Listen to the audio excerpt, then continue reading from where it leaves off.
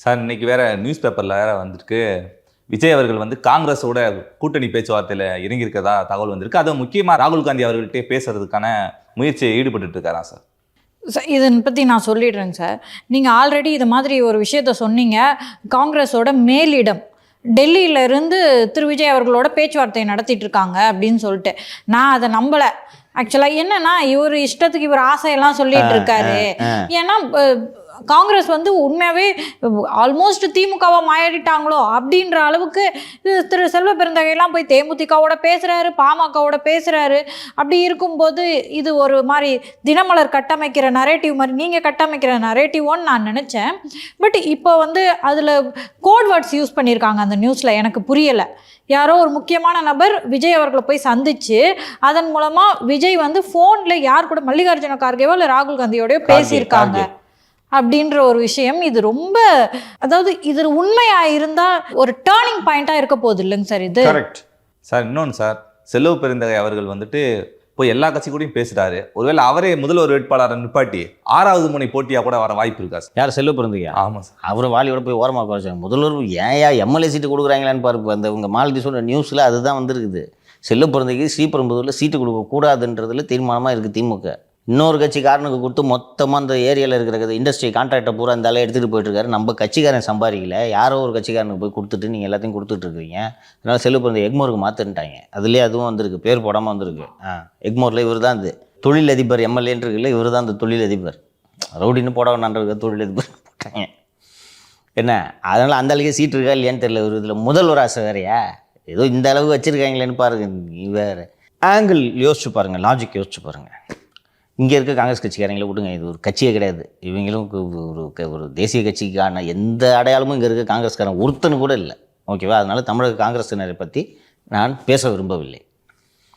டெல்லியிலேருந்து பாருங்கள், அவங்க ஆங்கிளில் இன்றைக்கி காங்கிரஸ் தேய்ந்து கட்டெரும்பாக போய்விட்டது என்பது தெரியும். கேரளாவில் எப்படியாவது காங்கிரஸ் ஆட்சியை மீண்டும் பிடிக்க வேண்டும். இதுவரை கேரளாவில் 2வது முறையாக காங்கிரஸ் தோல்வியை தழுவிய வரலாறு கிடையாது. 5 வருஷம் சிபிஎம், 5 வருஷம் காங்கிரஸ், 5 வருஷம் காங்கிரஸ், 5 வருஷம் சிபிஎம். இதான் நாங்கள் வரலாறு. முதல் முறையாக சிபிஎம் 2வது முறையாக காங்கிரஸை கேரளாவில் வீழ்த்தி 2வது முறையாக ஆட்சி செய்து கொண்டிருக்கிறது. இப்போது வெற்றி பெற்றாக வேண்டிய கட்டாயத்தில் காங்கிரஸ் இருக்கிறது. திரு விஜய் இங்கே தமிழகத்தை பொறுத்தவரை காங்கிரஸ் ஆட்சியை பிடிக்கப் போவதே இல்லை. ரைட்டா? பாசிபிலிட்டி இருக்கா? இல்லை, 63லேருந்து 10 எம்எல்ஏக்களுக்கு வந்துட்டாங்க, அவ்வளோதான். சரியா? அப்போ இல்லை. இப்போது திமுக கூட சேர்ந்தா எவ்வளோ எம்எல்ஏ கொடுப்பாங்க? அதான் 10, 20, 10 அல்லது 20 கொடுப்பார்கள். நீங்கள் அந்த 20 வாங்கி அதில் ஒரு 10 ஜெயிச்சிங்கன்னா இதனால் கேரளாவில் காங்கிரஸுக்கு ஏதாவது உதவி கிடைக்குமா? கிடைக்காது. விஜயோடு கூட்டணி வச்சா திருப்பி 60 தொடலாமா? அந்த 63ஐயே தொடலாமா? 63 தருவாரா? அமைச்சரவையில் பங்கு தருகிறேன் என்று ஏற்கனவே அறிவித்து விட்டாரா? ஒருவேளை விஜய் ஜெயித்து முதல்வரானா காங்கிரஸ் அமைச்சரவையில் பங்கெடுக்க முடியுமா? முடியும். அதுபோக தமிழகம் அல்லாமல் இன்னொரு மாநிலத்தில் விஜய் பலன் தருவாரா? ஒன்றுமே இல்லாத இந்த இத்து போன கட்சி ஜன்சூரஜன் ஒரு கட்சி, அதான் நம்ம சொல்ல வந்தீங்க. அவருக்கு தெரிஞ்சிருக்கு விஜயோட அருமை. அங்கே வந்து பீகாரில் இவர் ஃபேமஸாக இருக்காரு அப்படின்னு. அங்கே விஜய் அவர்கள் கட்சி தொடங்கிய போது கேரளாவில் இருக்கக்கூடிய விஜயின் ரசிகர்கள் மிகவும் மன வருத்தப்பட்டார்கள். நாங்கள் பொதுவாக ஒரு பேர் வச்சுருக்கலாமே, தமிழக வெற்றி கழகம்னு வச்சிட்டிங்கன்னா இப்போ நாங்கள் சேட்டன்கள் என்ன செய்வது? கேரள வெற்றி கழகம் அல்லவே. ஆமாம். அப்போதே இந்த சலசலப்பு எழுந்தது. ஸோ இப்போது வந்து கூட்டணின்னு சொன்னா ஒரே ஒரு வாட்டி விஜய் போய் ஒரு டூரிஸ்ட் வந்தார்னா போதும் கேரளாவில். ரைட்டா? போதும். விஜய் பாப்புலாரிட்டிக்காக சொல்கிறேன். போனார்னா பலன் அளிக்குமா இல்லையான்னு கேட்குறேன் காங்கிரஸ்க்கு. சார் ஒரு தடவை கேரளாவுக்கு போயிட்டு வந்தார் சார் திரு விஜய், செம்ம கூட்டம். அது இளைஞர்கள் பலன் அளிக்குமா அளிக்காதா? ஸோ போனார்னா காங்கிரஸின் வெற்றி உறுதி. கூட்டணி வச்சாங்கன்னா இல்லையா? தமிழ்நாட்டில் அதனால் 10 நிமிஷம் பிரயோஜனம் இல்லை. ஆனால் கேரளாவில் ஆட்சி அமைப்பது உறுதி. அண்ட் ஆல் இண்டியா லெவலில் காங்கிரஸுக்கு ஒரு எலிவேஷன் கிடைக்கும். கேரளாவில் முழுக்க எம்எல்ஏஸ் ஜெயிச்சாங்கன்னா ராஜ்யசபா எம்பி கிடைக்கும். காங்கிரஸ் தலைமை இப்படித்தானே அணுகும். விஜய் கட்சியில் 60 சீட்டு கிடைக்குமா? இன்னொன்று, விஜய் அங்கேருந்து திங்க் பண்ணுவோம். விஜய் ஏன் இதை வேணான்னு சொல்லணும்? விஜய்க்கு இந்த கட்சியில் 60 சீட்டு கொடுக்குறதுல எதுவும் தயக்கம் இருக்கா? அப்பாடி 60 எடுக்குது ஒரு கட்சி வந்துருச்சுன்னு சந்தோஷப்படுவார். இல்லை சார், நிறையா இதில் வந்து பலன்கள் இருக்குது சார். காங்கிரஸ் அளவுக்கு காசு தரும். நீங்கள் சொன்ன மாதிரி நிறையா சீட்டுக்களை கொடுக்கலாம். இன்னொன்று விஜய்க்கும் நல்லது, ஒரு 60 பேருக்கு ஆள் தேட வேணாம்ல. திமுகவை பலவீனப்படுத்தலாம். இருங்க சார், திமுக ஃப்ளோவாக போயிட்டு இருக்கு. திமுகவை பலவீனப்படுத்தலாம். ட்ரூ. யாருமே கூட்டணிக்கு வர்றதில்லைன்ற அந்த மாயை உடைதா? ரொம்ப கிளியராக சொல்லிட்டாரு, பிஜேபி கூட நான் போவே மாட்டேன் அப்படின்னு சொல்லிட்டு. பிஜேபிக்கு கூட கூட்டணி வைக்காத ஒரே கட்சி யாரு? காங்கிரஸ். காங்கிரஸ். எஸ். அப்போ அவங்க 2 பேரும் இணையும் போது அந்த என் பிளாக்கா விழுகிற ஓட்டு இருக்குல்ல காங்கிரஸ் மூலமா திமுக, அதை அப்படியே கொத்தா அள்ளிட்டு போகலாம். மைனாரிட்டிஸ் அதான் அவங்க மைனாரிட்டிஸ் ஓட்ட காங்கிரஸ் போகிற இடம்லாம் கூடவே கூட்டின்னு போயிடும். திமுகவுக்கு சிறுபான்மையினர் வாக்களிப்பது காங்கிரஸ் உடன் இருப்பதாலா அல்லது திமுகவின் மீது இருக்கும் நம்பிக்கையாலா? காங்கிரஸ் கூட இருக்கிறதுனால தான். அப்போ எங்களால் தான் உனக்கு இவ்வளோ ஓட்டு வருது, ஆனால் எங்கள் தலைவரை பற்றி இல்லாததை பொல்லாததை உருட்டுறீங்க. இப்போது ஒருவேளை காங்கிரஸ்க்கு அந்த ஐடியா இல்லைனா கூட ஐடியாவை திமுகவே உருவாக்குது. இது தமிழ்நாட்டில் காங்கிரஸ் கட்சி இத்து போய் செத்து போய் இருக்கிறது என்பதற்கு இது ஒரு உதாரணம். நீங்கள் கடந்த காலத்தில் அதிமுக பாஜக கூட்டணி ஏன் உடைந்தது என்பதை நீங்கள் பின்னோக்கி பார்த்தீர்கள் என்றால் அதிமுகவின் தலைவர்களை பற்றி அண்ணாமலை பேசியது தான் முதல் சிக்கலே. அண்ணாவை பற்றி ஒரு டைம்ஸ் ஆஃப் இந்தியாவில் ஒரு கட்டுரை எழுதியிருந்தார் என்று நினைக்கிறேன். ஜெயலலிதா பற்றி ஏதோ ஒன்று சொன்ன உடனே கூட்டணி இருக்கும்போது எப்படி கொதிச்சாங்க ஞாபகம் இருக்கா? அவள் தான் உனக்கு அந்த மகளிர் அணிலாம் வந்துங்க சார். இங்க பாருங்க, தலைமைக்கு கட்டுப்பட்டு நாங்க அமைதியா இருக்கோம், இல்லாட்டி சிறகடிப்போம் அப்படின்னாங்க. பீஸாகி இருப்பாங்க. அதுதான் இயல்பான ரியாக்ஷன். புரியுதா? எங்கள் ஐகான் எதுக்கு நீ இப்படி சொல்கிற? இத்தனை வருஷம் கழிச்சு கூட்டணி இருக்கும்போதே கிட்டத்தட்ட அண்ணாமலை அந்த வார்த்தையெல்லாம் விட்ரா பண்ண வச்சாங்க. ஞாபகம் இருக்கா? தலைமையிலேருந்து கூப்பிட்டு சொல்லி எப்போ மூடி நிற்பா அப்படின்னு. அதுதான் அப்படியே நீர் பூத்த நெருப்பாக இருந்து 24 உடச்சி விட்டுச்சு. அவங்க ஏடிஎம்கே ரியாக்ஷன் அந்த நேரத்தில் கொதிச்சிருவாங்க. இப்போ கடைசியாக வந்துச்சு ஞாபகம் இருக்கா? அந்த ஏவி போட்டதுக்கு, இந்த இந்த முருகன் மாநாட்டில் போட்டதுக்கு வேலுமணியோட பேட்டி பார்த்தீங்களா? ஏற்கனவே இந்த மாதிரி பேசுனது என்னாச்சுன்னு உங்களுக்கு தெரியும், சும்மா இருக்க மாட்டோம் சொல்லிட்டேன். எப்போது கூட்டணி அமைஞ்ச பிறகு வேலுமணி பேட்டி கொடுத்தாரு, கவனிச்சிங்களா? சும்மா இருக்க மாட்டோம், தலைவர்கள் பற்றி பேசினா அவ்வளோதான் நான் சொல்லிட்டேன். என்ன தொடக்கூடாது இல்லையா? அதெல்லாம் சில விஷயங்கள் நீங்கள் தொடவே கூடாது. அது மாதிரியான விஷயம் தலைவர்கள். இன்னைக்கு வரைக்கும் இந்த காங்கிரஸ்காரங்க பேசின்னு இருக்கிறது காமராஜர் ஆட்சி அமைப்போன்னு. அந்த காமராஜர் சாகும் தருவாயில் கருணாநிதியின் கைகளை பிடித்து கொண்டு தமிழகத்தை உங்ககிட்டயா ஒப்படைப்பாங்க? காங்கிரஸும் திமுகவும் கட்டி உருண்டுருக்காங்க. கடந்த காலத்தில் அதிமுகன்ற ஒரு கட்சி இல்லை. நீங்கள் அப்போ தான் உங்களுக்கு அது சரியாக புரியும். இன்றைக்கி நம்ம எல்லாம் பார்த்தது ஏடிஎம்கே டிஎம்கே சண்டையை பார்த்த உடனே உங்களுக்கு நமக்கு 60களின் அரசியல் என்ன என்பது தெரியவில்லை. அவ்வளோ அசிங்கமாக திட்டுவாங்க. அரிசிக்கு பஞ்சம்.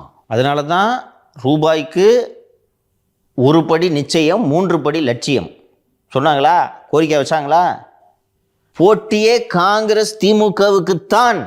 பக்தவச்சலம் ஐயா பருப்பு விலை என்னாச்சுன்றதான் திமுகவின் தேர்தல் முழக்கம். அப்போது காமராஜரே தோற்கடிச்சாங்க இவங்க இல்லையா? ஒரு காமராஜர் ஒரு tall leader, literally also he's a tall leader. All India Congress கமிட்டியோட தலைவராக இருந்தவர். நேரு எந்த ஊரில் எந்த பிரச்சனை இருந்தாலும் காமராஜரைத்தான் அனுப்புவார். நேரு இறந்த போது லால் பகதூர் சாஸ்திரியை பிரதமராக தேர்ந்தெடுத்ததில் காமராஜரின் பங்கு பெரியது. அவ்வளவு பெரிய தலைவர் அவர். ஸோ இல்லாத ஒரு விஷயத்தை கூசாமல் நீ அவருக்கு ஏசி போட்டு கொடுத்தாங்க, சரி ஏசி போட்டு கொடுக்கட்டும், இதெல்லாம் சொல்லிக்கிற விஷயமாயா? என்ன அப்போ உங்கள் தலைவர் என்ன அவ்வளோ தயாளக ஏசி? உங்கள் தலைவர் ஏசி ஆவாரியா? இல்லை சார், அது மட்டும் இல்லை சார். காமராஜர் என்ன சொல்லுவாங்கன்னா, குடும்பம் இல்லை, அவர் சொத்து சேர்க்கலை, ரொம்ப எளிமையான மனிதர் அப்படின்றதான் மக்கள் மனதில் அவருக்கு இருக்க தோற்றம். அதையே இது உடைக்குது இல்லை சார்? உடைக்க வேண்டிய தேவை என்னன்னு கேட்குறேம்மா. இருக்கட்டும்மா, இன்னைக்கு ஏசி வந்திருக்கு, ஒரு கெஸ்ட் ஹவுஸ் டிவியில் டாலஸ் பங்களாவில் ஒரு ஏசி போட்டு கொடுத்துருக்கலாம். என்னமோ இவர் ஹிட்டாச்சி ஏசி மிஷின் ஏஜென்ட் மாதிரி இவரை எங்கள் தலைவர் ஏசி போட்டு கொடுத்தானே, ஏசி மெக்கானிக் கூட தான் ஏசி போட்டு கொடுத்துருப்பான். அதனால் அவன் நான் காமராஜருக்கு ஏசி போட்டேன்னு சொல்லிக்க முடியுமா? நீ சீஃப் மினிஸ்டராக இருந்த ஒரு அரசு பங்களாவுக்கு ஒரு ஏசியை போட்டு கொடுத்துரு, இவ்வளோ தானே. எங்கள் தலைவர் இவர் கருணாநிதி சொந்த பாயிலேருந்து எடுத்து கொடுத்தாரா? கருணாநிதி துட்டு செலவு பண்ணுறதுல எப்படி என்பதை கண்ணதாசன் விரிவாக எழுதியிருக்கிறார். நான் அதற்குள் செல்ல விரும்பவில்லை. அப்போ உங்கள் தலைவரை பற்றி இப்படி சொல்கிறாங்க. இந்நேரம் கூட்டணியை உடைக்கிற அளவுக்கு கூப்பாடு போடணுமா இல்லையா? இல்லை சார், கொஞ்சம் அப்படியே ரியாக்ஷன்ஸ் வர. ஜோதிமணி பேசியிருக்காங்க. ஜோதிமணி தமிழ்நாடு காங்கிரஸ் கமிட்டியின் தலைவரா? அவர் செல்வத்துக்கிட்ட கேட்டால் காமராஜரை பற்றி பேச திருச்சி சிவாவுக்கு தகுதி இல்லை. உனக்கு கூட தான் தகுதி இல்லை, உன்னை வச்சிருக்கல. என்ன இதெல்லாம் தலைமையை யோசிக்க வைக்கும். புரியுதுங்களா?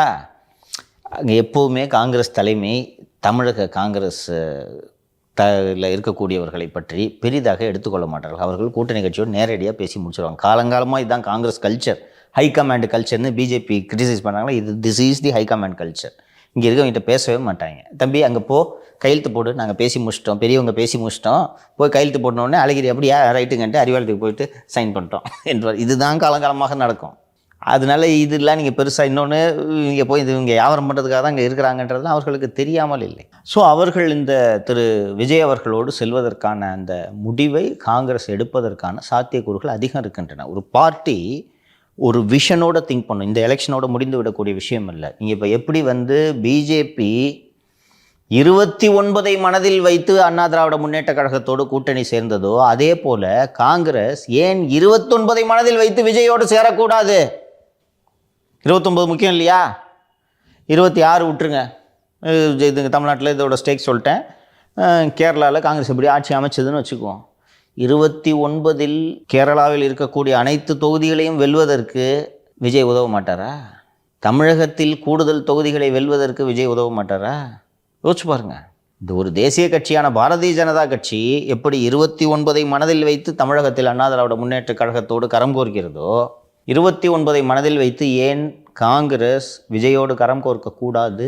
இப்போ அந்த செய்தியை சொல்லிடுங்க சார். காங்கிரஸ் தலைவர் திரு கார்கே அவர்களோடு விஜயை ஒரு தமிழக காங்கிரஸை சேர்ந்த ஒருவர் சந்தித்தார். அவர் அந்த சந்திப்பின் போது ஆல் இண்டியா பிரசிடென்ட் திரு கார்கே அவர்களோடு விஜய் ஃபோனில் பேசினார் என்றெல்லாம் வந்திருக்கு. டாக்ஸ் ஆர் தேர், அவனும் மறுக்க முடியாது. இன்றைக்கி உங்ககிட்ட ஒரு விஷயத்தை போட்டு உடைக்கிறேன். அதிமுகவோடும் காங்கிரஸ் பேச்சு நடத்தியது, இது வெளியே தெரியாது. இது முட்டிலேயே கருகிடுச்சு இந்த பேச்சு.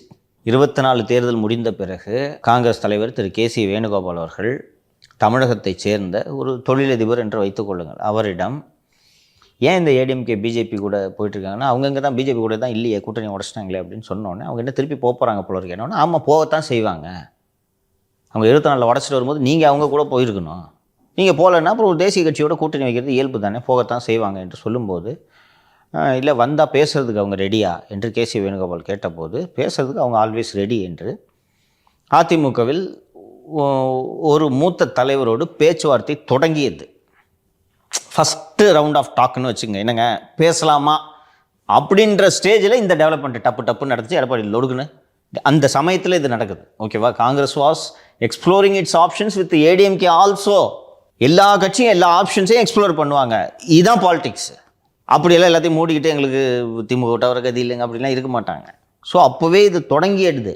இது எனக்கு தெரியும். பர்சனலாக அந்த தொழிலதிபரிடம் நான் நேராக பேசிய போது என்னிடம் அவர் நான் கேரளாவில் கேசி வேணுகோபாலை சந்தித்தேன். அவர் இது போல் சொன்னார், ஏடிஎம்கேல பேசுறதுக்கு ரெடியாக இருப்பாங்க, அவங்க எல்லோரும் கூடயும் பேசுறதுக்கு ரெடியாக இருப்பாங்க சார், நீங்கள் வாங்க முதல்ல அத்துக்கிட்டு வரணும்னு சொல்லுவாங்கன்னு. ஃபஸ்ட் ரவுண்டு ஸ்டார்ட் ஆகிற நேரத்தில் அப்போ நான் பேசிய தலைவருக்கு எடப்பாடி எடுக்க போகும் முடிவு தெரியாது.